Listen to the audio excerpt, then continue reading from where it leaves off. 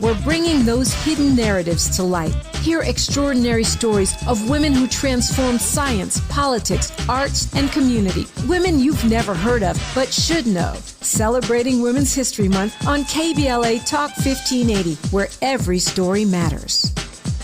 I'm Zoe Williams, the voice of reason. If your relationship is in trouble, I'm the dude to call. Has your soulmate become your cellmate? Does black love still exist? What are your bedroom turnoffs? Fantasies and fetishes. Financial infidelity. I'm dating a fat person. Are they worth the wait? Trust me, this gonna be crazy. How about the heavy stuff? The child wasn't his, and he still had to pay child support. It's a very heated topic. How was that right? Mama's baby, daddy's maybe. I just have so many questions I want to ask you. I just like to kiss. Is there something wrong with that? Damn. He told me he had a vasectomy. I'm pregnant. Betrayal has been committed. Hit you with the bad pipes routine. How does he maintain his humposity? He likes it when it pinches my neck. Why can't you open up, brother? I'm a karate man. Karate man rules on the inside. They don't show their weaknesses. Yeah.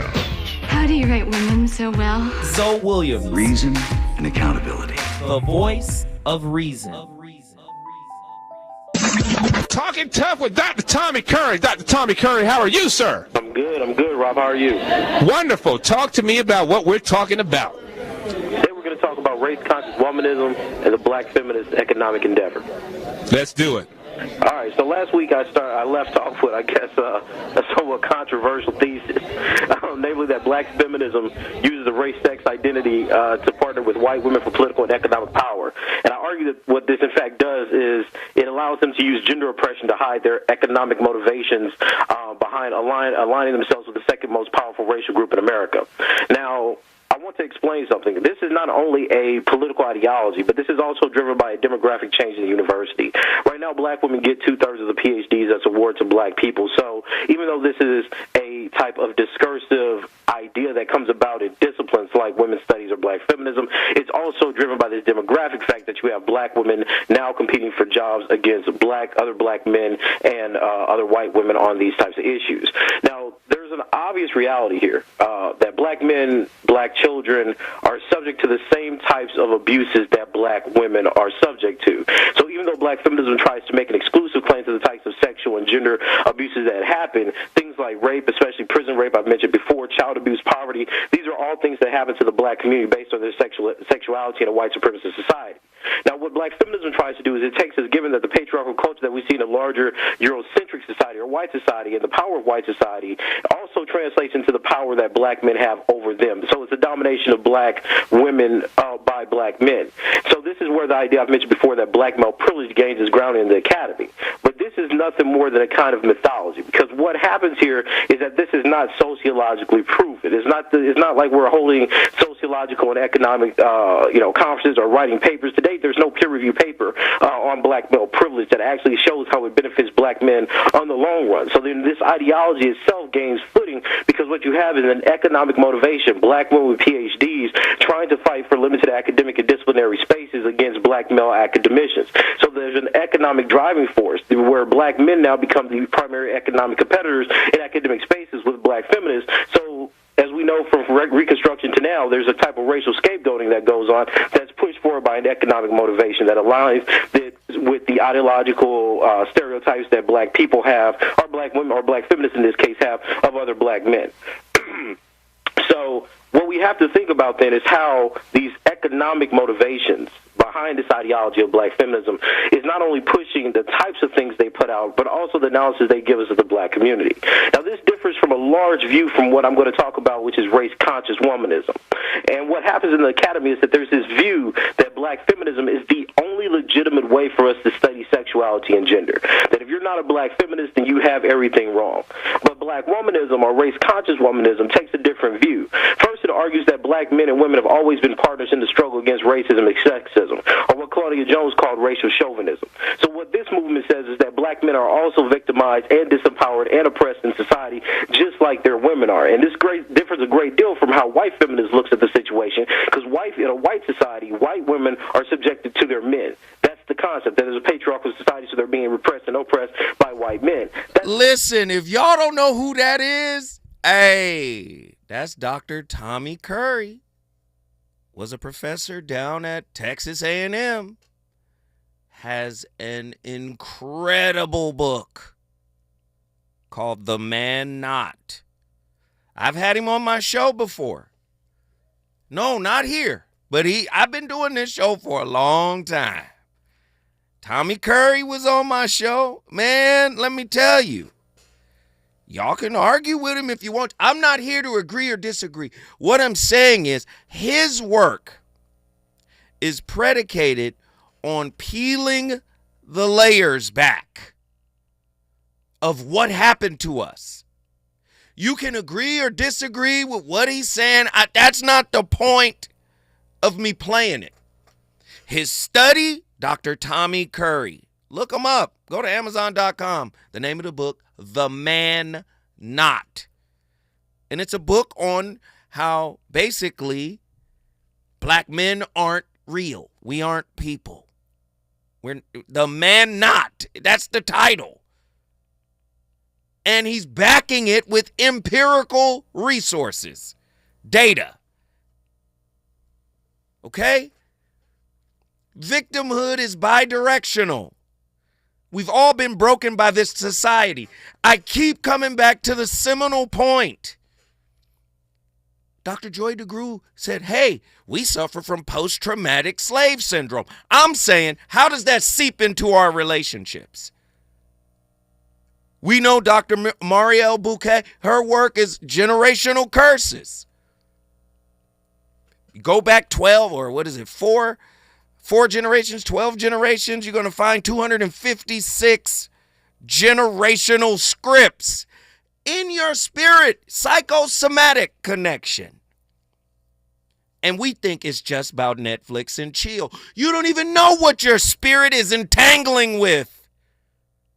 You don't know from who you are, and you don't know from where they're coming from. Man, the Tuskegee of trust. How does Harriet Washington's medical apartheid legacy corrode medical transparency in black relationships, fostering hypervigilance as survival praxis? Here's the empirical data. 73% of black Americans distrust healthcare systems. That's according to PNAS 2020. Do you understand? Misdirected hostility or revolutionary praxis. When Amos Wilson links black-on-black violence to internalized white supremacy, do toxic relationships become some subconscious revolts against systematic emasculation? Here's the empirical data. FBI data shows 53% of black homicide victims knew their perpetrators, 2022.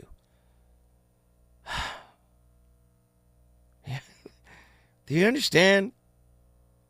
Relationships are designed for you to get real with you.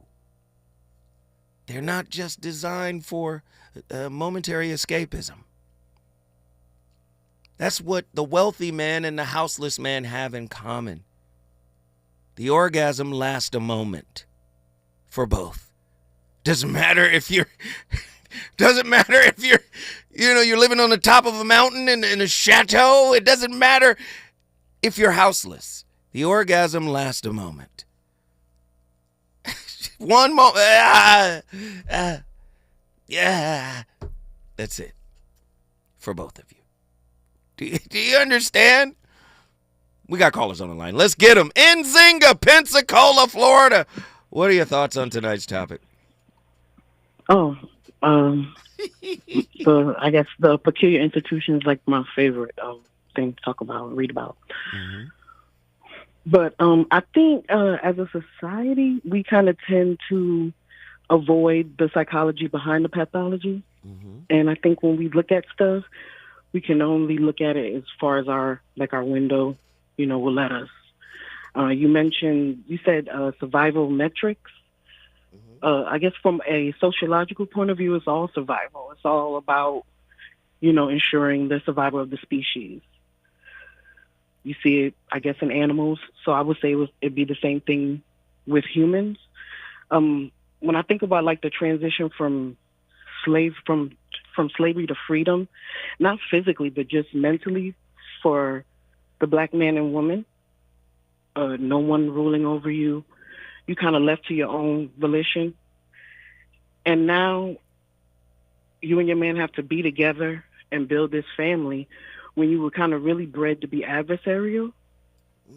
And so this is what, so now you have to get over that hurdle. And the only examples that you have of a plantation owner and non-enslaved staff, you have other indentured servants working side by side. They're picking cotton too, but they're somehow still better than you. Ooh, come on. This is why the poorest white person will still think they're better than, let's say, Ben Carson. Right. Clarence Thomas. They'll still think they're better. And so now two people again who were kind of bred to be adversarial, you're left to build this black family as we know it today. So if you I've seen pictures of when you see babies wrapped in T-shirts and a rope for a pamper. We're assuming they're poor because you're coming out of slavery, so you're sharecropping. You still might even be living on the plantation,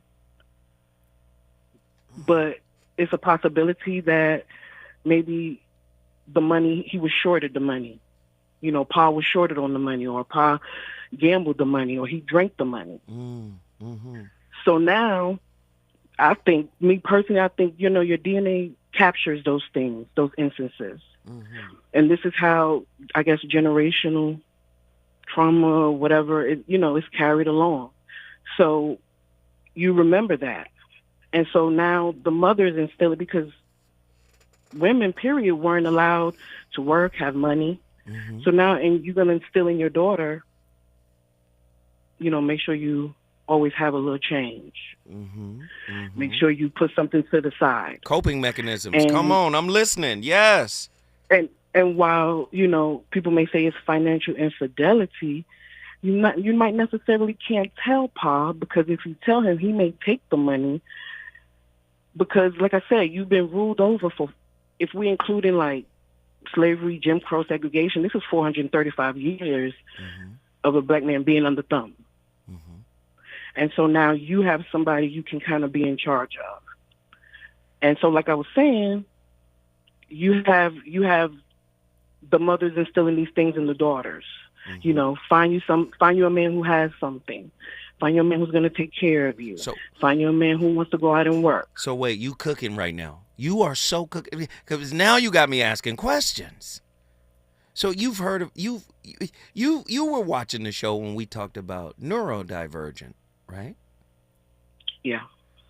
What if post-traumatic slave syndrome is a type of spiritual divergence? Definitely. So yeah, I'm listening to you.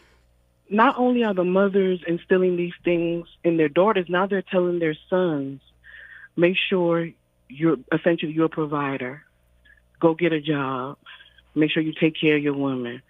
And to the point where you have to consider yourself as an afterthought. And this is because the mama, the spiritual guide, went through so much trauma, not taking account of, just went through trauma. So now you're projecting onto your son these things. And so now we have men who, what you say about the father Joe, where he pays all the bills, he does everything, but he don't. The emotionless provider. He doesn't communicate with his wife, and so now in the universe, there's this imbalance.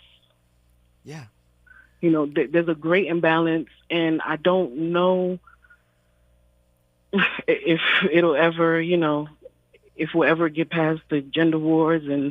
But I think sometimes, like I said, people don't want to pull that Band-Aid back too much, because then you might have to actually start showing empathy. And then everything that gentleman said in that clip, if you're looking at it from generational and at 1865 until now, then he might have to say, do some different things or position in a different way. Right. Because it's really generational. Slavery really did a number on our people. And I know, the peculiar institution is like it's a slight. Nobody wants to think about that. Ooh. Nobody wants to think about that. But I think in that pain, that's where the answers are. Because a lot of good, I guess that's a oxymoron to say, but a lot of good. Let me ask you this.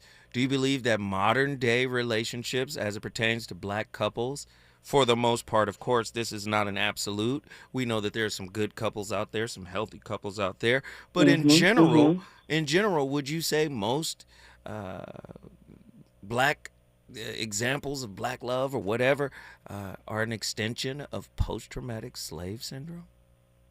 A symptom? The protector, the provider, because on the plantation, the plantation owner could come in. You be laying next to your woman, and he could, come on, let's go. We finna go over here, and there's nothing that you could say. So wait, whoa, that's deep. Are you saying it's because of what happened in slavery, it's written in the genes, now that you can protect me, you better protect me, because when you couldn't protect me, it wasn't even a request I could ask of you? Sometimes it feels like the expectation, because, again, the DNA is taking these pictures, it's taking these snapshots, and it's just not the building blocks, and it's just not my brown eyes and my gap teeth or, curly hair or, it's just not those things. There are other, it's just like a manila envelope or, it's like a filing cabinet, and you got what you're going to look like, but then you got that stuff from great-great-great-great-great-great-grandma, she was something else too, because I'm not going to just blame it on the free men. I'm not going to do that either. I'm sure there was some women that didn't want to do right either, so. I love it. And Zinga, guess what you just did, lady? Oh, I brought Pensacola in the building. Good night. Pensacola, Florida done cooked it up. If you want to bring your city in the building, all you got to do is call me at 1-800-920-1580 in Zinga. Reasons. The reasons that we're here, the reasons that we fear, our feelings won't disappear. You're listening to the voice of reason with Zoe Williams on KBLA Talk 1580. Who cares about the black community in Altadena? We do. On Saturday, March 8th at 10 a.m., it's the premiere of Conversation Live, Altadena Rising with James Farr. This new weekly show will explore the deep roots and resilience of Altadena's black community as we track its recovery and reimagine its future. From relief efforts to rebuilding, we're raising up voices, stories, and solutions to build back Black Altadena better and stronger than ever. It's Conversation Live, Altadena Rising with James Farr, every Saturday at 10 a.m. beginning Saturday, March 8th, with an encore presentation, Sundays at noon. James Farr, the man who is the voice for Black Los Angeles. At KBLA Talk 1580, we've got your black. KBLA Talk 1580. We've got a lot to talk about. KBLA Talk 1580, connecting you with services and solutions. If you need help getting your resume in order, finding job training, or landing a job, we've got 3 great options for you. First, the City of Los Angeles has WorkSource centers across the area offering free job support. The California Workforce Development Board can help you with everything from GED prep to vocational training at no cost to you. On the federal level, the Department of Labor's American Job Centers offer a full range of services for job seekers and businesses alike. Visit careeronestop.org, or for more info, just call California's Help Center or visit cwdb.ca.gov or call 916-657-1440. For the City of Los Angeles programs, go to ewdd.lacity.gov or call 213-744-7300. All these services are free to help you get your next job. This is a community call to action from KBLA Talk 1580.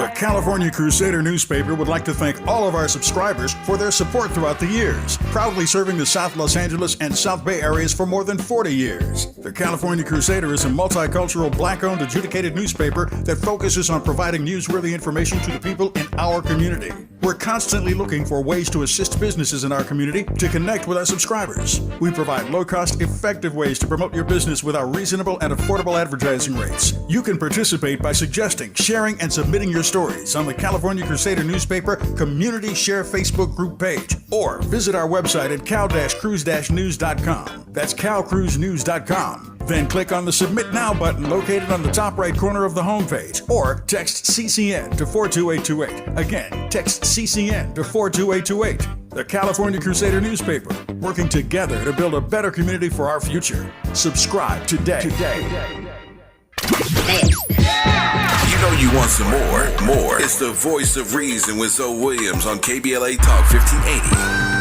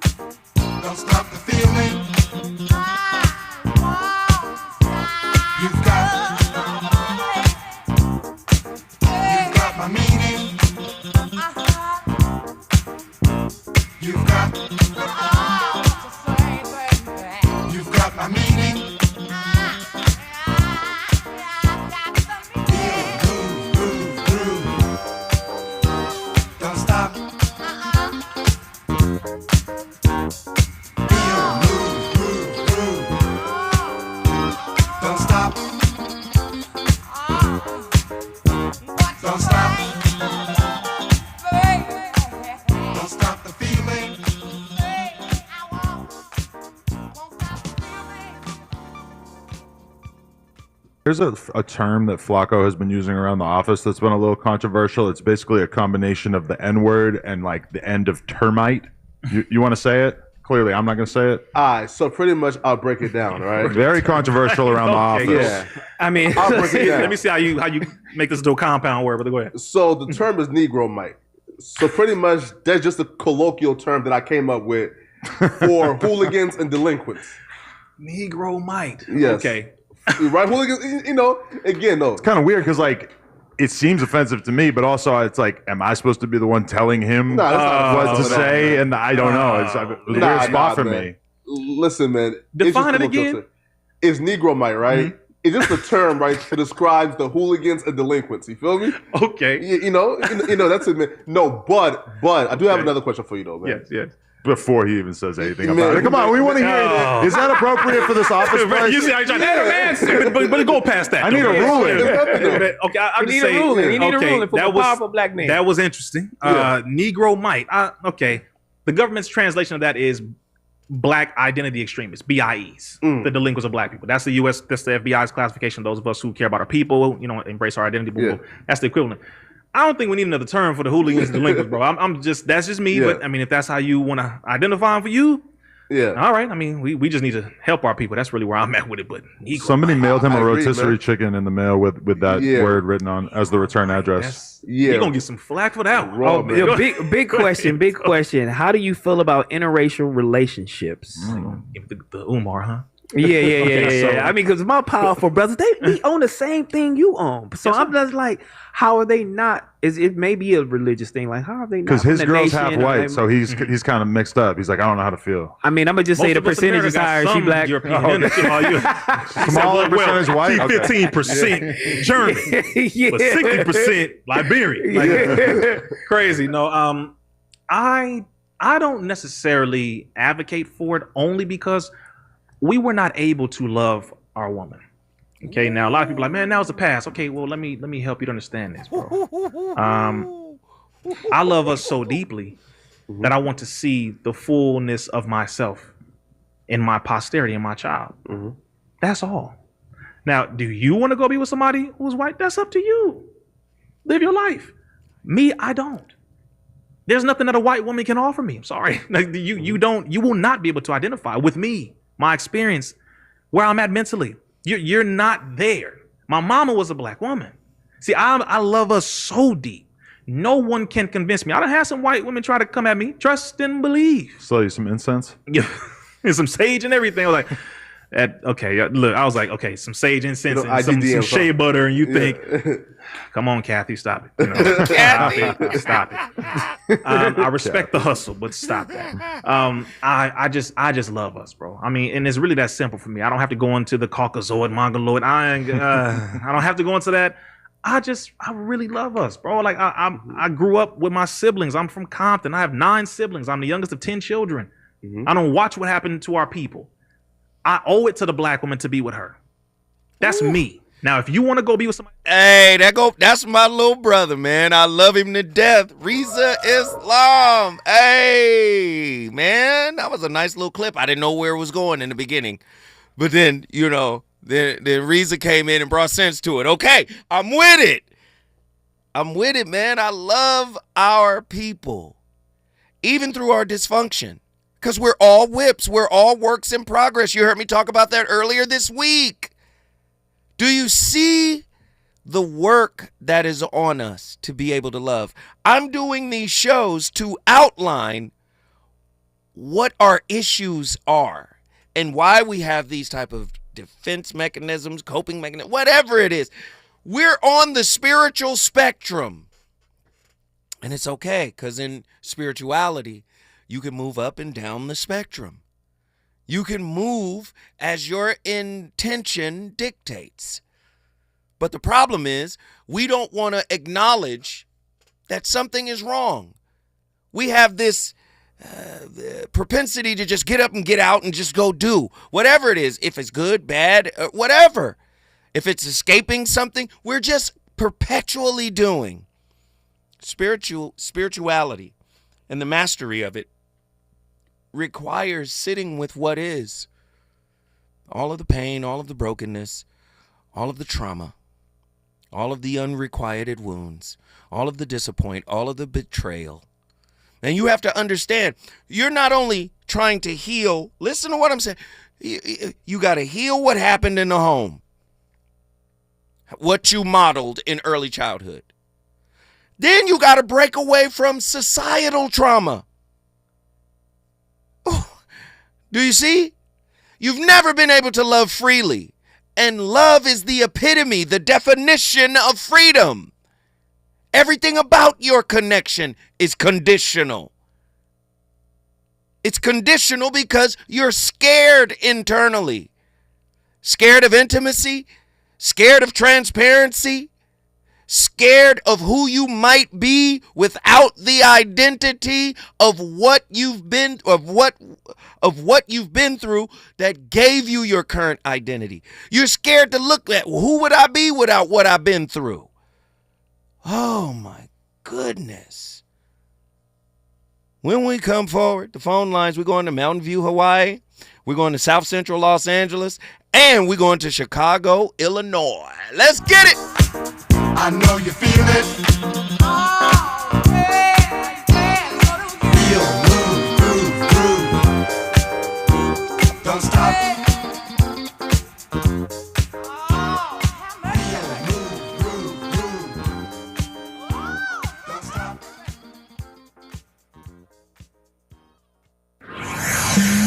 He's on fire tonight. It's the Voice of Reason with Zoe Williams, exclusively on KBLA Talk 1580.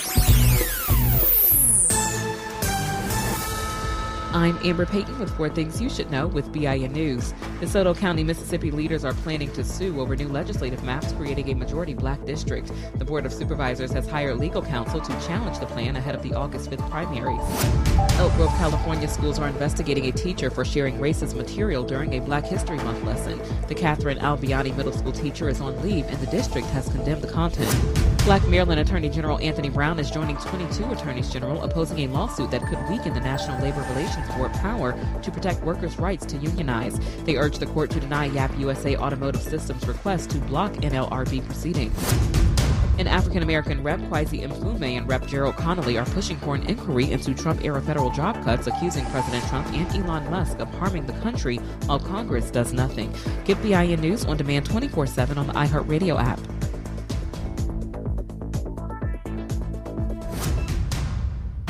The CONCACAF Nations League finals arrive at SoFi Stadium March 20th through the 23rd. USA versus Panama, followed by Canada versus Mexico. Get your tickets now on Ticketmaster. For more information, visit CONCACAFNationsLeague.com/tickets. A new day is on the horizon. Behind every great moment in history, there's a woman whose story went untold. This March, KBLA Talk 1580 celebrates the trailblazers who changed our world. From Rosa Parks to Constance Baker Motley, from Katherine Johnson to Kamala Harris. These are the voices that broke barriers, challenged limits, and reshaped America. Join us all month long as we honor the women who dared to dream, fight, and lead. KBLA Talk 1580, amplifying women's stories that inspire generations. To the 100 million people who owe the IRS money, this message is for you. We've helped tens of thousands of people close the door on their tax debt. So if you feel like you're stuck in a hole with IRS tax debt, then this is the easiest way to get a resolution quickly. To qualify for a no-pay or low-pay resolution, visit taxclosure.org to get free from the IRS once and for all. To keep your bank accounts, income, and assets secure, tax closure is your same-day cure. Hear that? That's the sound of your life. Perfectly imperfect. Beating in rhythm to the world you've created. But every time you drive after drinking, the music gets drowned out. Your life sounds pretty great. Don't let a buzz ruin it. Buzz driving is drunk driving. Don't drive buzzed. A message from NHTSA and the Ad Council. Oh, could this vintage store be any cuter? Right? And the best part? They accept Discover. Accept Discover? In a little place like this? I don't think so, Jennifer. Oh, yeah, huh? Discover's accepted where I like to shop. Come on, baby, get with the times. Right, so we shouldn't get the parachute pants? These are making a comeback. I think. Discover is accepted at 99% of places that take credit cards nationwide. Based on the February 2024 Nielsen report. KBLA Talk 1580. We've got a lot to talk about. KBLA Talk 1580, connecting you with services and solutions. The Autopsy Initiative provides a second autopsy free of charge for victims' families who have lost their loved ones due to a police-related death. The services offered through the initiative include the completion of a second autopsy, disclosure of preliminary findings, and a final autopsy report. A police-related death is when an individual is harmed by police officers using deadly force, which results in an individual's death. Police-related death includes in-custody deaths, including those that arise during contact with law enforcement officers during arrest, pursuit, booking, transport, or incarceration. The Autopsy Initiative has a team of board-certified pathologists on call. An autopsy request may be completed by anyone with a close relationship with the victim, which may include the victim's spouse, partner, relative, close friend, or lawyer. To request a free second autopsy for a victim of police violence, please visit knowyourrightscamp.com. That's knowyourrightscamp.com. Then click on Autopsy, then click on Request. At KBLA, we believe in justice for victims of police violence. We say their names, and we don't black down. This is a community call to action from KBLA Talk 1580. Hey there, Los Angeles. This is James Lucky Jr., publisher and editor of Los Angeles News Observer. Are you hungry for news that matters to you in the African-American communities of Los Angeles? Well, buckle up, because we got the scoop you've been craving. Stay in the know and never miss a beat with our free weekly publications conveniently available near you. Or hop on the digital wave and become an exclusive subscriber at OGNSC.com. Don't forget to join the party on Instagram and Twitter at OGNSCINC for behind-the-scenes access and sizzling updates. No more FOMO. Let's stay informed, connected, and empowered together.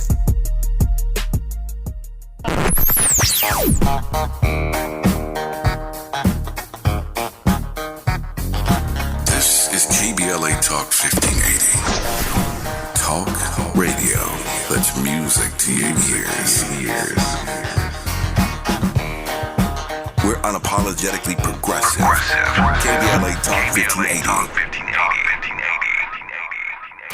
You're listening to the voice of reason with Zoe Williams. Only on KBLA Talk 1580.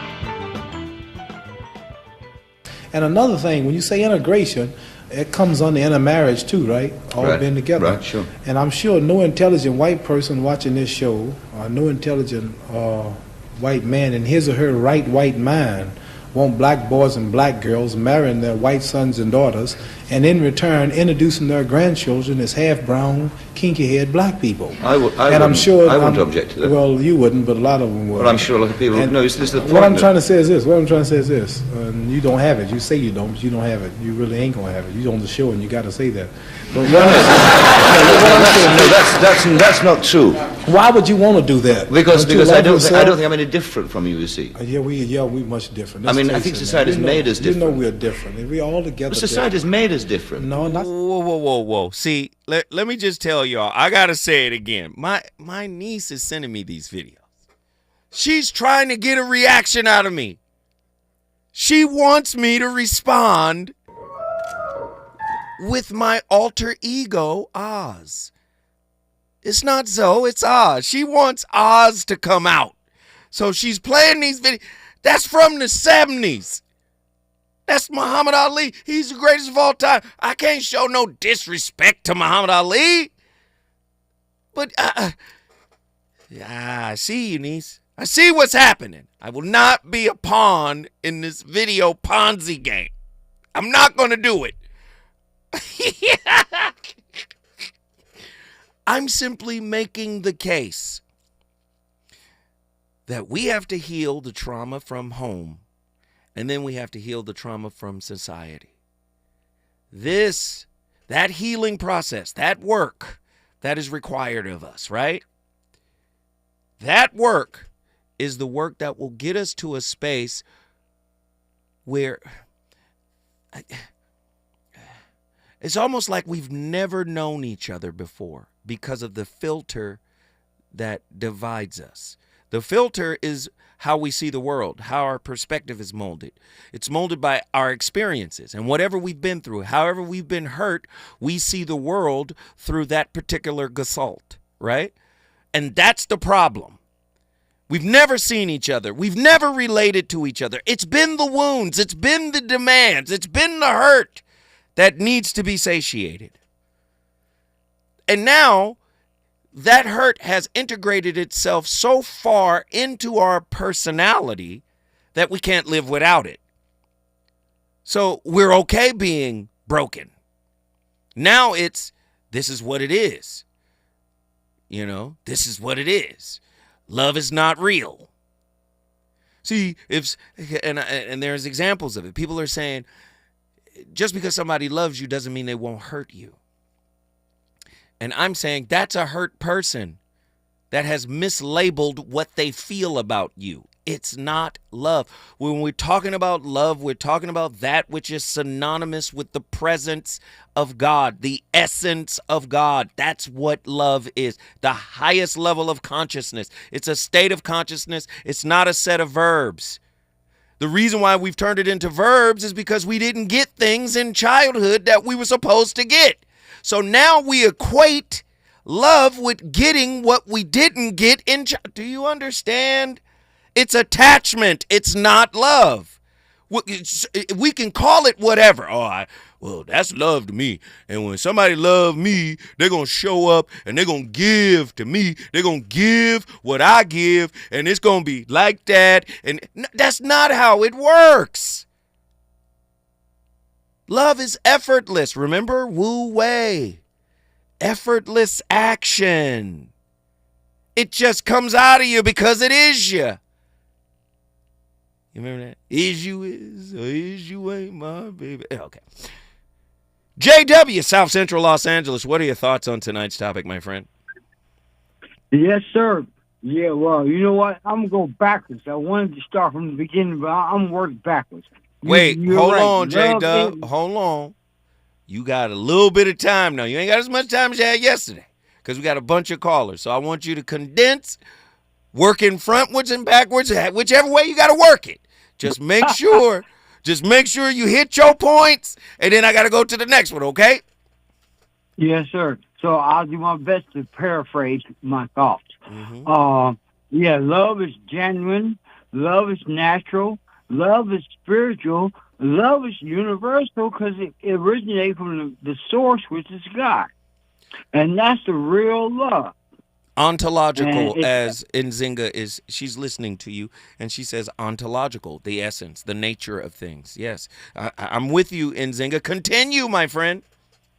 Okay, now, the problem is we live in an open-air prison. Ooh, Now, it's right. Here we go. Here we go. Now, think about Gaza and over there in Israel, how they treat the Palestinians. We are equated or equal to them because they see them as worthless. In reference to what you was doing the videos on the other person with the slaves and how we don't have no value or no worth, and we're not even a puppy or an animal. And you know, if a puppy gets hung up or killed tragically, the child will be upset, but the child don't have no type of emotional attachment because we are less than that puppy. We don't have no value. And in reference to the other guy when he was saying something about fleas or gnats or whatever the word. I didn't hear nothing about the fleas or the gnat part, but go ahead, J-Dub. Forget the fleas and gnats. He made a reference to some type of insect. In other words, we're varmints. We're something that's a nuisance, or we're something that's you got it. irrelevant. A nuisance. I like it. Keep going. Right. We're insignificant. Right. And we are being conditioned since, like the other person mentioned, the generational trauma from slavery. Yeah, we carry that in our DNA, in our psyche, in our emotions, in our genes, and that's why we have. Wait, and the generational curses from abusive family members. Exactly. Uncle, and Auntie Chester. Come on. Exactly. Come on. I was gonna move forward into the future, exactly into the family dynamic of different generations up until this point right now. But I want to conclude because I don't know how much time I have left. You got just a little bit of time. Hurry up now. Okay, come on. Here's the point. Here's the point I really want to make.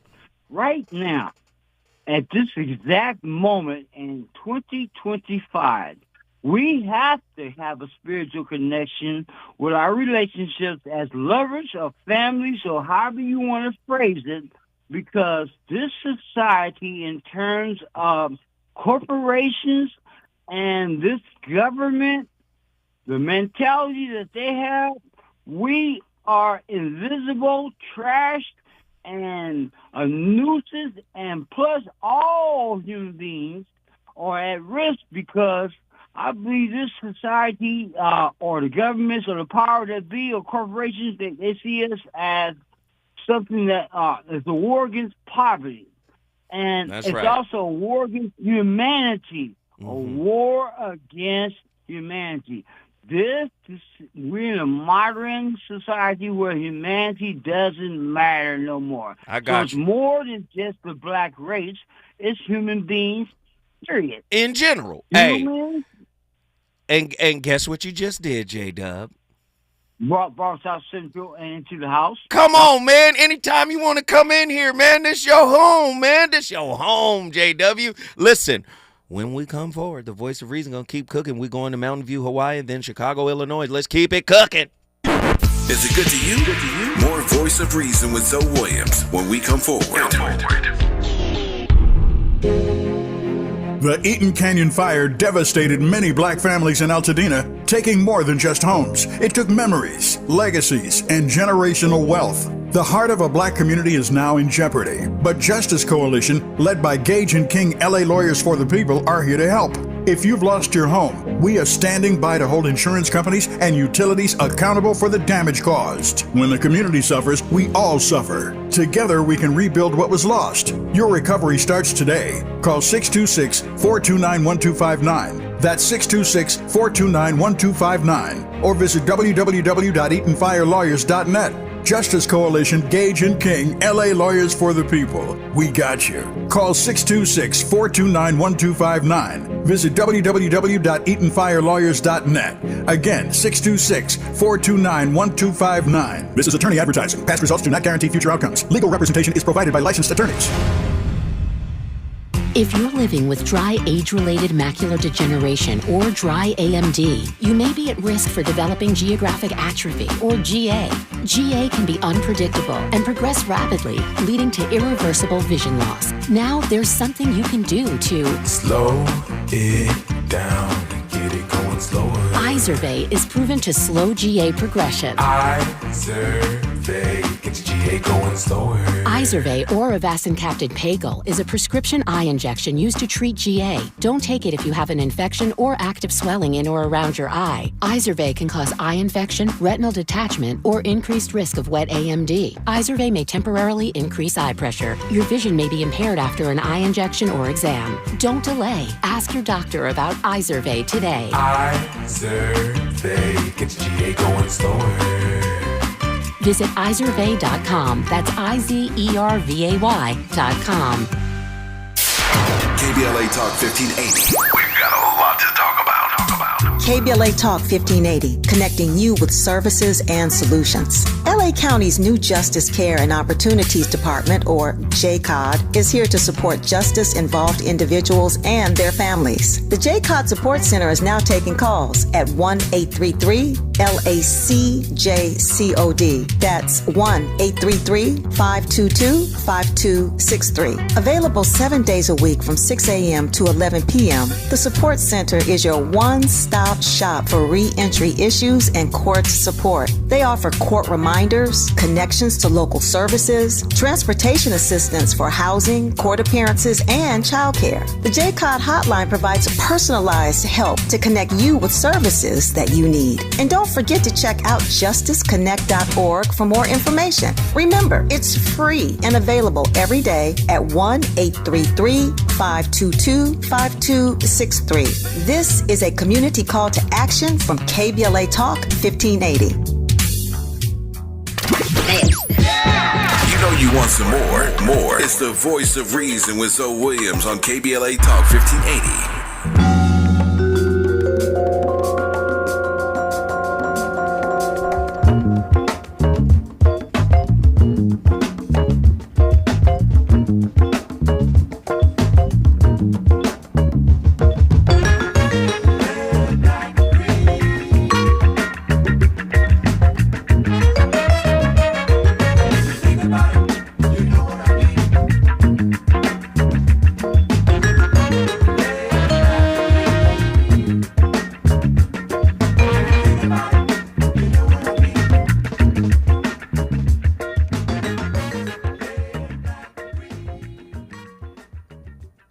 I've never shared this with anybody. I'm gonna get dragged right now for saying this, but even my husband drags me for saying it. I, for a long time lost faith in my American black man because what I grew up around, what we were dating, coming from where I came from, the options available to me, it was just like, I can't see myself being a baby mama, worried about, where he's at while I'm out trying to, work and better myself. And so for me, went out the country. Like, I wanted someone with a stable background. You know what I'm saying? And I think sometimes with our black women, they follow trends. Yes. Black folks are some of the most media susceptible on the planet. I was just talking about this today. Like, you can see one person with a pair of Jordans, everybody will go buy the same Jordan. 1954, Time Life made a video. It's still on YouTube. How to Sell to the Negro. Oh. Audience, go watch it. And they talked about the psychology of black folks to the new emerging class. And it was really a pitch for Ebony Magazine. This is how they wanted to sell to us. We're a consumer class. So, and this is why I say that as much as people watch me now, I hold men to a high standard because, like it or not, we failed. We failed in the sense of this. One, we have failed to control our image. No, bring him back. I can't. See, because that was Kevin Samuels and Tasha K. No disrespect to either one of them. but I just don't agree with it. We're a failed class of people. The only success you get is based on how you navigate through a system that was built by your oppressor. God, it's real simple. Having yourself together, who wrote the standard of together? You didn't. Okay, I'm trying to... John from Mountain View, Hawaii, get in here, man. Niece is trying to get me turned. Come on, brother. Talk to me, man. What are your thoughts on tonight's topic? Well, I hate to disappoint you, but I'm choosing violence tonight, too. Okay, go ahead. Let's go by the numbers. Let's go by the ditties. We are in combatives class, and we have to fight our way through this. Let's go. First, let's start. The imprint of the woman is a 7-year stretch. But 12 years of that, generationally, is off in the womb, too. I'm listening. Go. I'm trying to follow. Come on. This woman is the one that brings up the children that we have in this world. Caveat, let's go back to the interesting question you started at the beginning of the show. We shed enough blood in this world for us not to leave it. Keep that in mind. Continuing. Your child is brought up by the woman who has to protect herself from the generations that she already knows in her bones. And she's got to protect this child from the world that's getting ready to take control over this human being. Mm-hmm. Question is, where's the man? Keep going. Keep going. The simple fact is, yes, the influences of life are already upon you, not only externally, but internally. And you're the first teacher of the children that's going on in this life. We already know that this trauma is not based upon all the stuff that we did, but it is influenced and currently encouraged by all things outside of you. Mm-hmm. Not only that, but they pay you to be as foolish as you are for the moment you're doing it. What is TikTok? What was Oprah Winfrey's standard of trying to get us back together? Or where did any of this turn towards the inner work that needed to take place within us all? Right. I hear you. Now, let's add on top of the inner work that needed to take place, which again, automatically, it should be pointing you to that because again, the trauma outside of you should be telling you this place that I'm at is unsafe. Once again, where's the protective the standard of a man being around to protect the human beings, the child and the woman?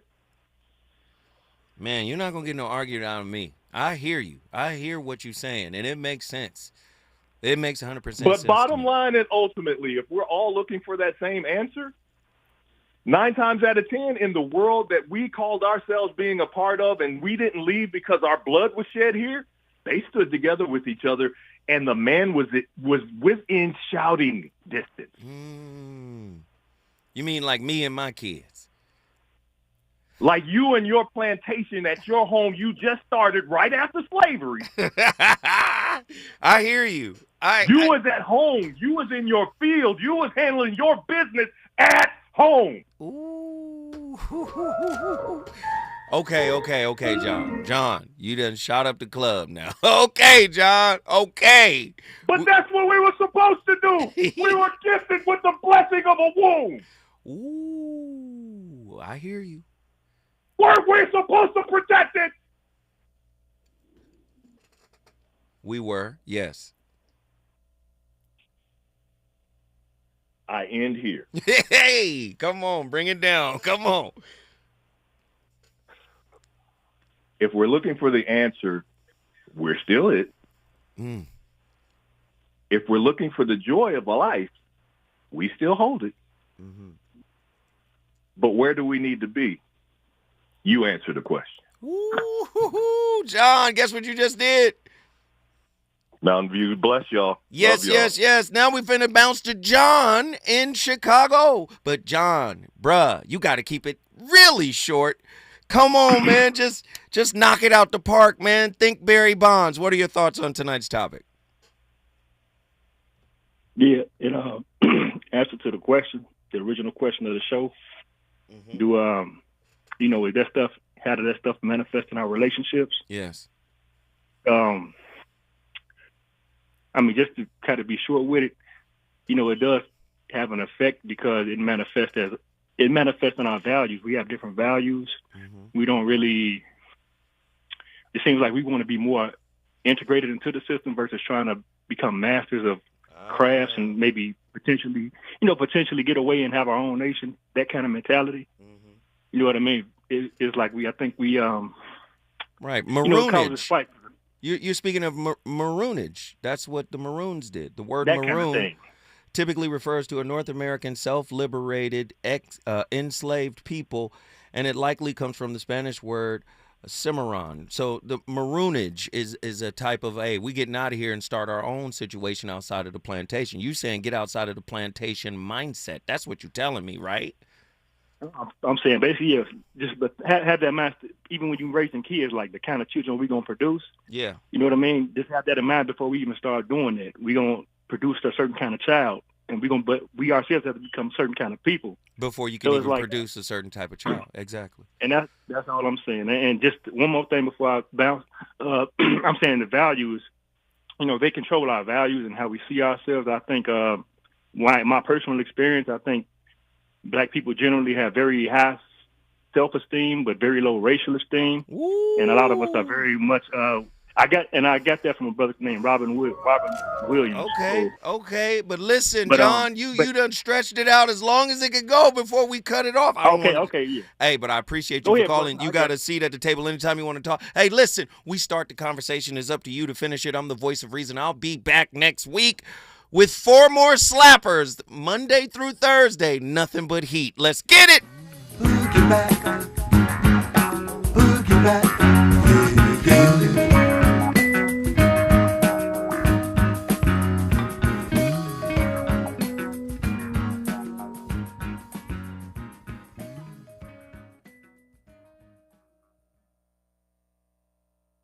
KBLA 1580 Santa Monica.